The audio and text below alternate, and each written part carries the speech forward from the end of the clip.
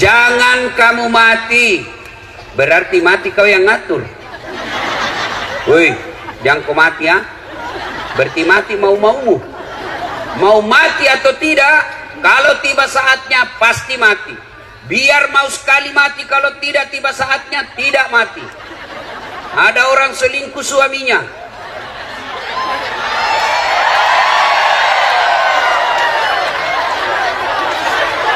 Ini rem-rem atau gaspol? Hah? Kenapa kok kugas tongan ini? Nah, maka dia bunuh diri, mau bunuh diri. Woi, mana tadi? Jangan kau kasih mati lampumu. Ya, begini supaya saya lihat ini ibu-ibu semua ya. Nah. Akhirnya dia niat bunuh diri. Dia iris urat nadinya. Ternyata pisau yang dipakai tumpul. Nggak jadi mati. Minggu depan dia dapat lagi WhatsAppnya suaminya, sayang-sayang. Dia mau bunuh diri lagi. Dia minum racun. Ternyata lebih banyak masuk di hidungnya daripada mulutnya. Muntah-muntah, tidak jadi lagi mati. Ternyata bulan depan dia dapat lagi suaminya selingkuh. Dia lihat pisau gagal, dia lihat racun gagal. Akhirnya apa? Jalan terakhir.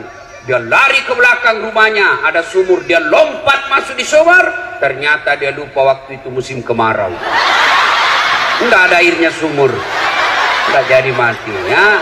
Kalau tiba saatnya pasti mati. Tidak tiba saatnya tidak mati kalau mau mati. Orang kaya, orang miskin, raja-raja, rakyat biasa, bupati. Jangan dulu, belum 2 periode. 2 periode dulu bos. Gas-gas atau pulpul ini, gas-gas. Ya, semua mati. Berarti yang jadi masalah bukan mati. Yang jadi masalah illa wa antum muslimun, kecuali dalam keadaan beragama Islam. Berarti Allah ingin ingatkan kepada kita, hati-hati kau warga Ampana. Agamamu lahir kau Islam, nikah kau syariat Islam, KTP-mu Islam, tapi belum tentu kau mati dalam keadaan Islam. Adakah orang Islam mati kafir? Contoh, jangan kau marah, contoh. Sabung ayam. Ada juga di sini. Beleng-beleng. Didapat sama polisi. Boto, penjudi didapat sama polisi, dikejar. Ternyata polisi tidak bisa lari. Kenapa? Besar perutnya.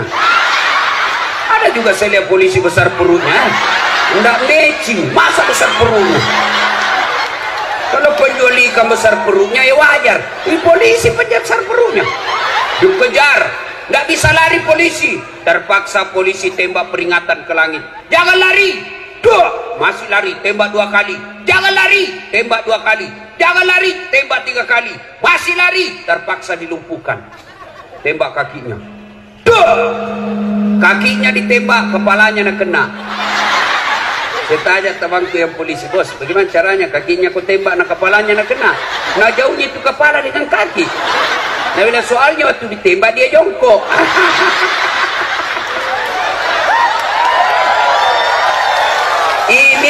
Ini polisi film India, bukan polisi film Indonesia. Kalau polisi Indonesia bagus-bagus. Hei bu, hei, jangan kau musuh itu polisi. Kau kira enak hidupmu kalau tidak ada polisi? Hah? Hei, dengarkan ini, saya serius. Hei, rumahmu dirampok, anak gadismu diperkosa, suamimu dibunuh, hartamu dijara yang puluhan tahun kau pelihara. Tiba-tiba habis semua. Kau datang pergi polsek.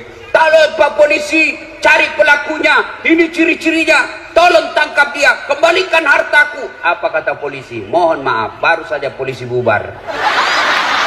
Makanya jangan kamu situ polisi. Anak muda, ada anak STM di sini, SMK? Ada. Kalau hilang motormu siapa kau cari? Pak Imam, pret. Dan ada apa? Siapa? polisi.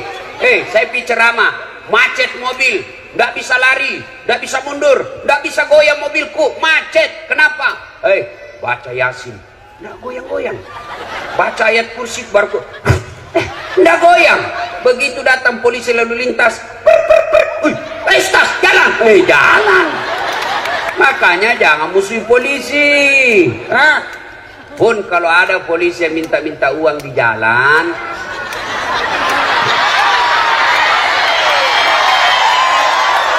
biar anak SMP nak minta juga uang.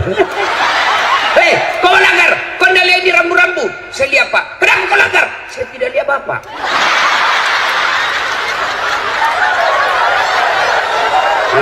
Kenapa kau tidak lihat saya? Nah bilang soalnya Bapak sembunyi di tikungan. Ini polisi Filipina dia. Bukan polisi Filipina Indonesia. Polisi Indonesia bagus bos. Tahu kenapa kita bisa ceramah malam ini dengan baik? Kenapa? Karena ada polisi yang mengamankan acara kita. Makanya jangan musuh polisi. Itu tadi juga polisi yang ngantar saya, dia kira Kak Kopor.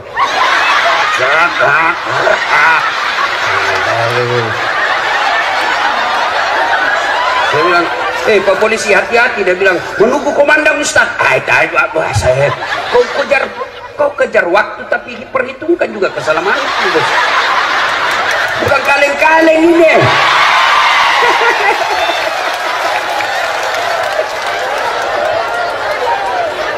Wa qala idzan bismillahirrahmanirrahim ya ayyuhalladzina amanu udkhulu fis-silmi kaffatan wa la tattabi'u khutuwatis syaitan innahu lakum aduwwum mubin.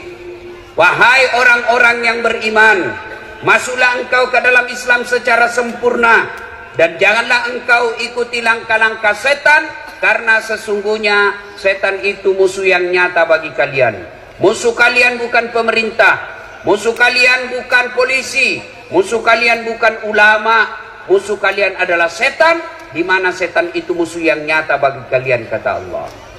Ketika Bapak Ibu menerima undangan di WhatsApp, di medsos untuk datang dalam tablik akbar ini, setan kepanasan. Apa dia bilang setan? Jangan ku datang, malam-malam lebih ku tidur, ada sinetron. Itu setan bilang begitu. Alhamdulillah Bapak Ibu datang di tempat ini, berarti Bapak mengalahkan setan yang ada di rumah. Tapi apakah setan menyerah? Tidak, nak goda lagi. Jangan ku dengar ceramah, pegangi cewekmu. Nah, maka dia datang dengar pengajian dengan ceweknya, itu dia datang dengan setan. Nah, bilang kan kita pacaran syar'i, pret.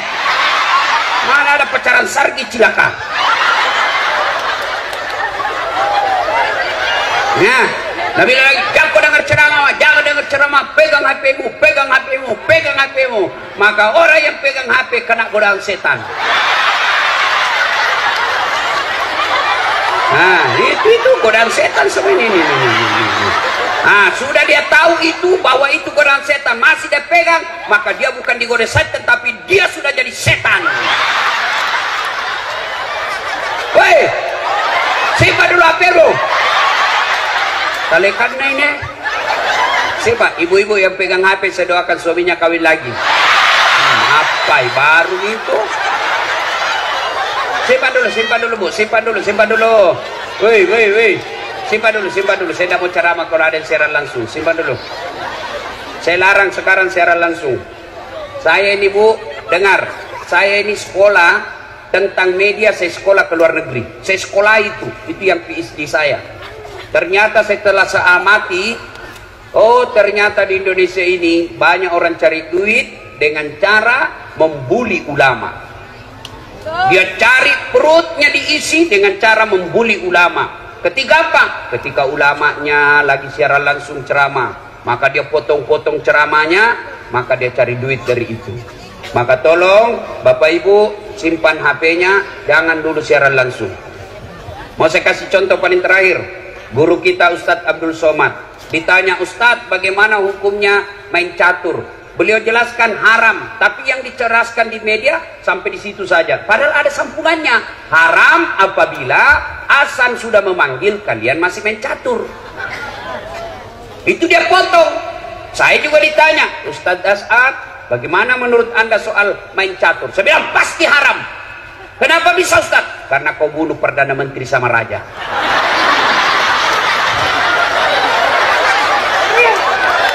Mana bisa kau menang kalau tidak mau bunuh Perdana Menteri sama Raja?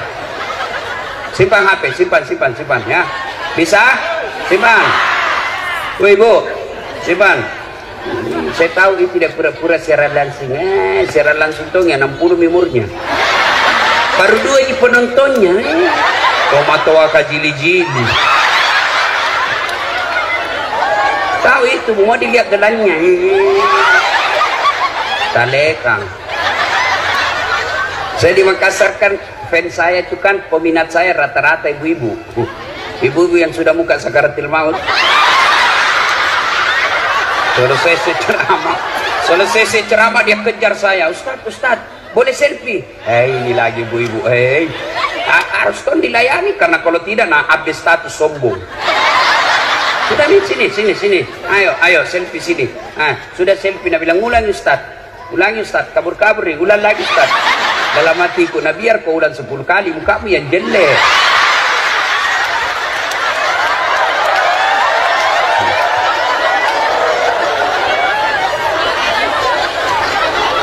Apalagi setan yang ada di tengah-tengah kita? Apalagi? Itu dos-dos yang dibagikan kok. Sudah dikasih 1, Nabi bilang belum. Nah, ibu-ibu Columbus. Tahu Columbus? Kelompok ibu-ibu pembungkus.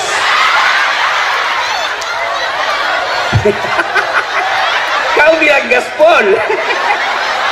Nah, termasuk kalian yang bisa mati kafir, siapa? Mereka yang pilkada nanti menerima serangan fajar.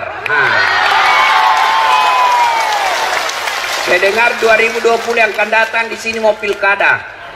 Kalau kalian menerima serangan fajar wane piro, kau makan itu uang sogo, kau mati kafir kau. Ini tepuk tangan baru kau ambil.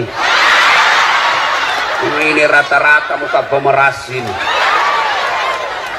Kau larang pejabat korupsi, kau larang pemerintah korupsi, tapi kalian korupsi kecil-kecil. Kau tulis mohon maaf keras kehidupan. 5 suara, masing-masing 1 suara 500.000. Bu, demi Allah, kalian tidak akan kaya dengan menerima uang politik itu. Dan kalian tidak akan miskin ketika kalian menolak serangan fajar itu. Kabupaten kita kabupaten baru, 16 tahun, maka pilih pemimpin yang baik. Kalau kau pilih pemimpin hanya karena duitnya, maka pekerjaan pertamanya tim sukses harus dapat proyek dari uang itu. Pak Bupati, sebelum saya lupa, ketahuilah Bapak sekarang jadi Bupati, percayalah banyak orang yang mengelilingi Bapak. Dan niatnya tidak akan baik, lebih banyak niatnya busuk. Melihat Bapak sebagai gula, melihat Bapak sebagai proyek, akhirnya yang ada di benaknya bagaimana saya cari muka supaya saya dapat penundukan langsung. Kau bilang gas pulang, kau bilang gas pulang. Akhirnya apa? Cari-cari muka. Ya Pak, ya Pak. Maka saya memberikan amalan kepada Pak Bupati. Kalau Bapak ketemu dengan orang, maka jabat tangan, tatap matanya sambil mengucapkan A'udzubillahi minasyaitonirrajim. Saya berlindung kepada Allah dari segala godaan setan yang terkutuk. Nah, Dek, kalian remaja-remaja tujuh una-una, bangun negaramu, bangun negerimu. Sumber daya alamnya banyak, sumber daya lautnya bagus. Bangun dengan cara apa? Nanti pilkada kau cari orang yang mau nyogok, lapor di polisi.